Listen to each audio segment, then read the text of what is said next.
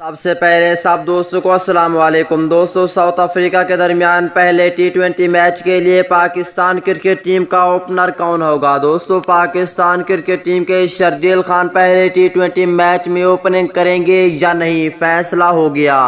हैरान कुन खबर सामने आ गई, क्या उससे पाकिस्तान क्रिकेट टीम का पहले टी20 मैच के लिए ओपनर बनाया जाएगा या नहीं।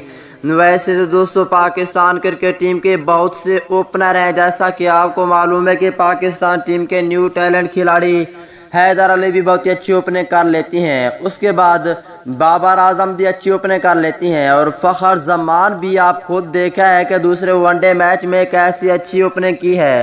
और उसके बाद शर्जील खान भी पाकिस्तान टीम की बहुत ही ज़बरदस्त किस्म की बैटिंग करते हैं।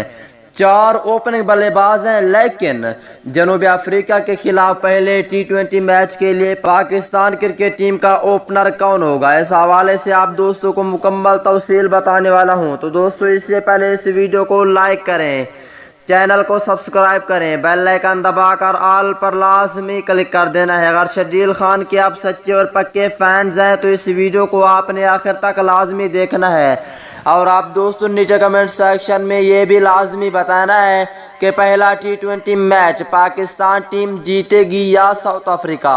दोस्तों, अब आप दोस्तों को मुकम्मल तफसील से पाकिस्तान क्रिकेट टीम की ओपनिंग जोड़ी के हवाले से बताने वाली हैं। दोस्तों, पहला टी20 मैच 10 अप्रैल को खेला जाएगा। उसके बाद अब आप दोस्तों को पाकिस्तान टीम की ओपनिंग जोड़ी के हवाले से मुकम्मल रिपोर्ट देने वाली हैं। दोस्तों, वैसे तो पाकिस्तान टीम के बहुत से ओपनर हैं, टी20 सीरीज़ के बहुत ही ओपनर हैं, लेकिन जनूबी अफ्रीका के खिलाफ पहले टी20 मैच के लिए पाकिस्तान क्रिकेट टीम का ओपनर कौन होगा। शर्जील खान, फ़खर जमान, बाबर आजम, हैदर अली। दोस्तों, हैदर अली के और बाबर आजम के चांसेस बहुत कम हो चुके हैं, ना के बराबर हैं। यहीं पे दोस्तों, फ़खर जमान को टी20 ओपनिंग के लिए बिल्कुल कंफर्म कर लिया गया है। दूसरी जानिब अगर टीम मैनेजमेंट चाहे तो शर्जील खान को वापस ला सकती है, ओपनिंग करा सकती है फ़खर जमान के साथ।